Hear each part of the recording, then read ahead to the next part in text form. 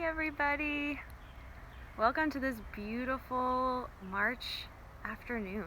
I'm coming to you live from Woodstock, New York, and I'm so thrilled to be here with you, sharing a little bit about the postpartum core.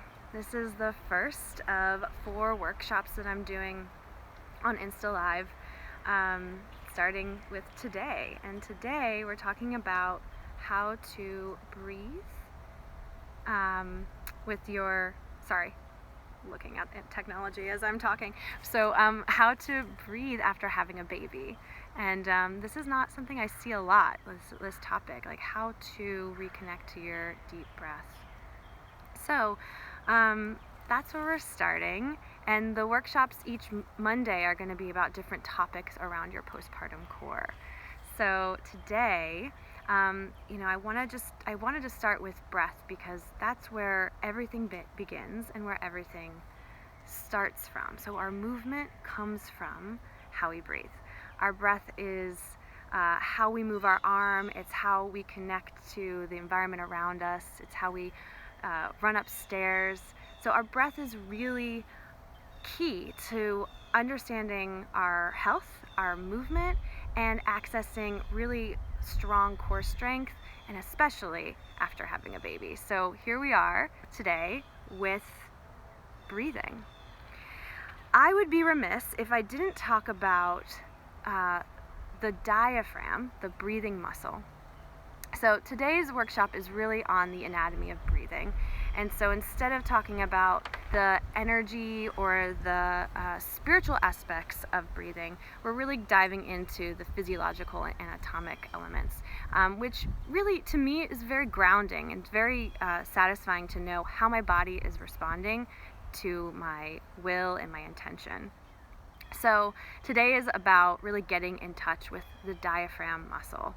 And if anyone knows what the diaphragm is, it's this beautiful, horizontal, flat muscle that almost looks like a jellyfish swimming through water. It bisects the body at the lower ribs, and it creates a ceiling for our abdomen and a floor for our respiratory system. Right? So it is this container, like a container for our body.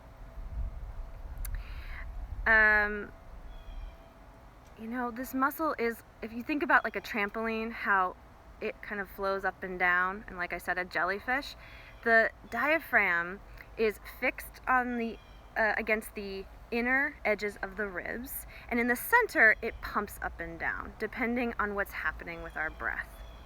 It's very mobile, and it really accommodates what we need to do with our breath. So if we're inhaling, it moves a certain way, and if we're exhaling, it moves a certain way. What happens is, if this is my diaphragm horizontally connected inside my rib cage, as I inhale, the diaphragm presses down and wide. It pushes the ribs out, and also the center of it presses down toward the abdomen. And then that allows the respiratory cavity to fill up, to make the most space that it can.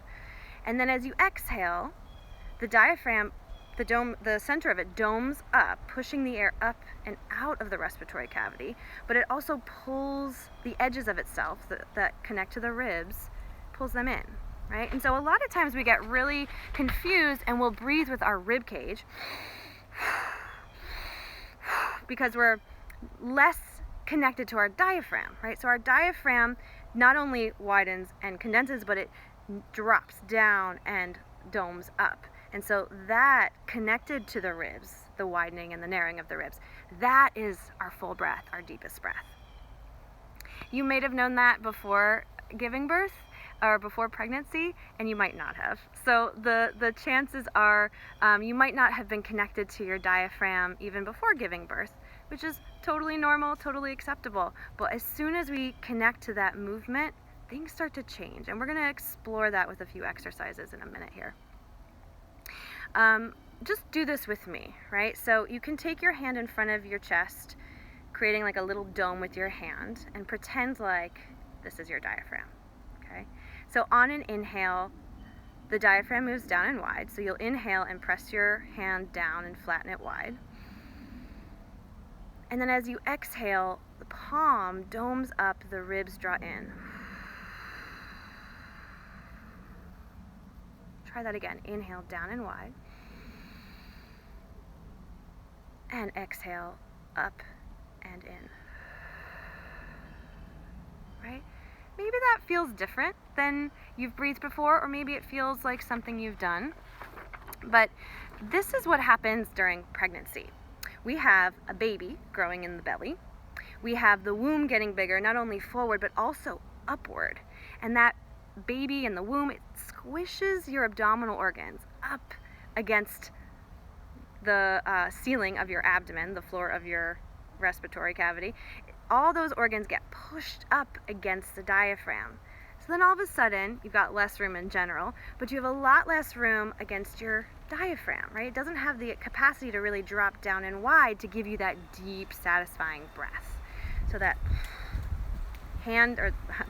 the organs are creating pressure against the diaphragm. And because we don't necessarily think about breathing down during pregnancy, we breathe more wide. Our ribs and our neck and our shoulders and our ribs, all of those muscles are going to like try to pull breath in while the diaphragm just stays stuck down here, right? And you might have experienced that, right? That the neck feels tight or the shoulders feel tight because after trying to breathe for all day, you feel like, oh, there's not enough pressure. There's not enough movement in the whole rib cage. So you then, after pregnancy, you give birth. However you give birth, it's all beautiful, and you're healing from your pregnancy and your childbirth experience. But the organs might not quite have shifted yet. They might still be in that kind of squished up place, and the diaphragm might still be kind of stuck. And in fact, it's been trained for however many months in this way that it doesn't really get that full range of motion back. So that's what we're here for today, is we're trying to get the full range of motion back to the diaphragm, that beautiful jellyfish swimming inside your ribs, right? Remember, inhale down and wide, exhale, doming up and in, down and wide, and up and in, right? And then if you do that enough times, you might notice how your ribs, they move, they sure do, but they ride the wave of the diaphragm as opposed to feeling like they have to do the breath itself. Has anyone in their postpartum journey experienced this stagnation of breathing or feel like a shortness of breath? Anyone out there who's watching, just shout out. I'm curious. And maybe you guys can check in with me later. Yeah, Sarah. So, so that happens, and it's completely normal, but then the postpartum healing process has a lot to do with getting back in touch with the diaphragm, and that's what we're going to do for the next few minutes, checking our time. So, let's start with finding a nice seated position, right? It could be against the wall, it could be even lying down, but just start breathing as you would normally without trying to change anything. And I want you to just notice like where your breath moves in your body.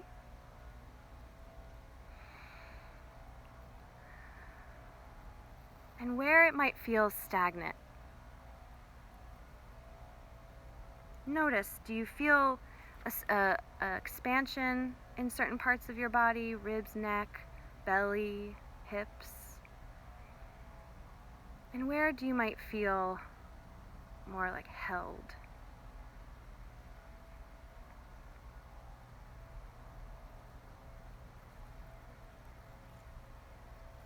And keeping that in mind, we're going to try to create a directed breath into the heart center. Right? So as you inhale, see if you can expand just around your chest area. And then as you exhale, it condenses. Right? Again, just seeing if you can direct the breath up here.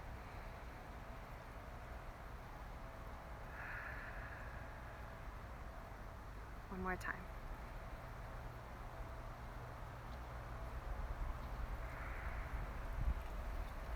And now we're going to see if we can bring the breath all the way down to the womb. right? If you have a womb, you can breathe into it, feel it. If you don't have a womb, doesn't matter. You still have the energy of a womb. So that's between your hip bones. See if you can bring your breath all the way down into your low belly, expanding and condensing.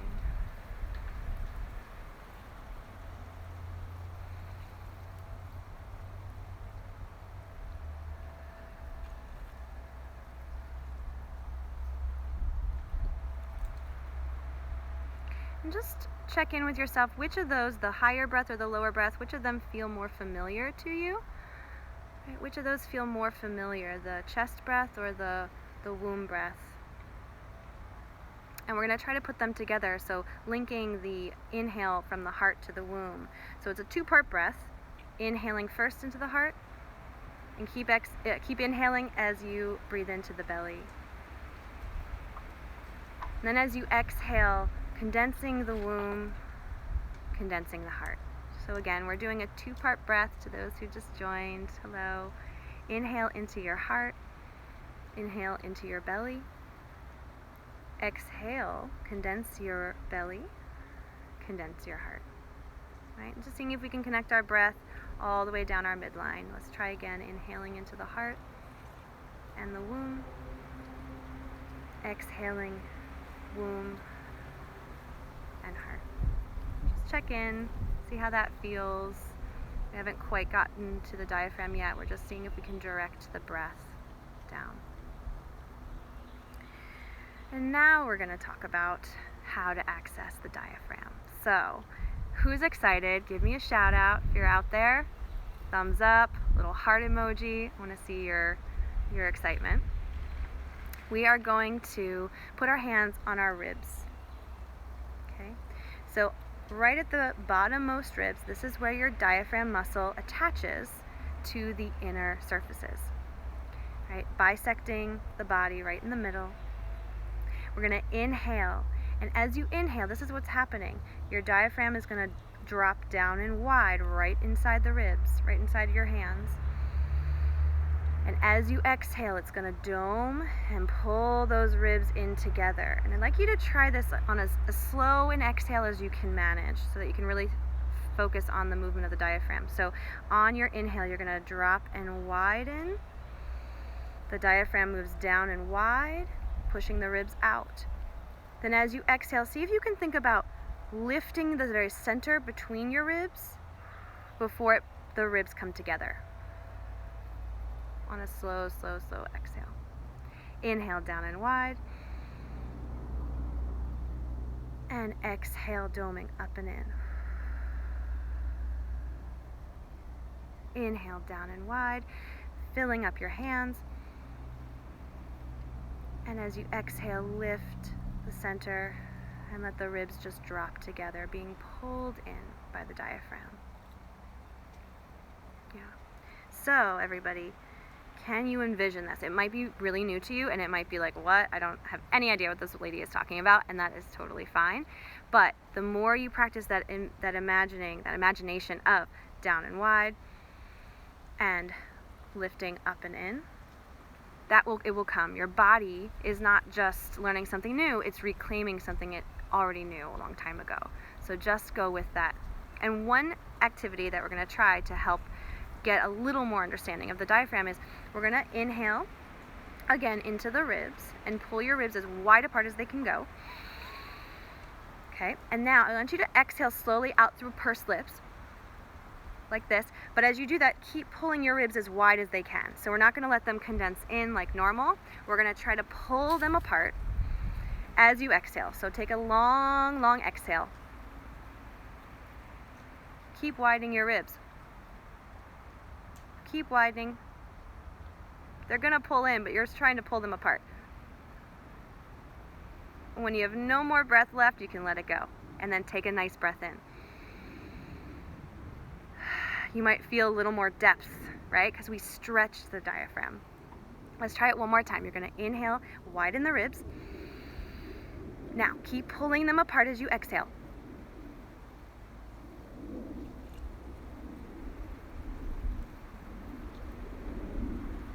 It's a long exhale, right? It's a long exhale. That's why my head's dancing.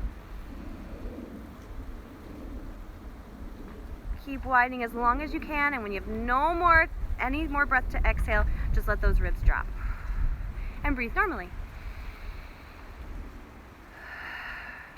Again, you might feel a little more depth and width, right? So we've actually massaged the diaphragm, pulling it into different directions, giving it more space, and then thus more range of motion. So I'm curious now if the vision of the diaphragm or that last exercise where we really tried to stretch them apart, if either of those made any changes for you in understanding your diaphragm muscle and your breathing. And you can just shout out anything on the old, the little comment icon. And if anyone has any questions, I'd be more than happy to answer those questions. Those of you who will be watching this on replay, you feel free to add comments below to this viewing so that I can answer them off live.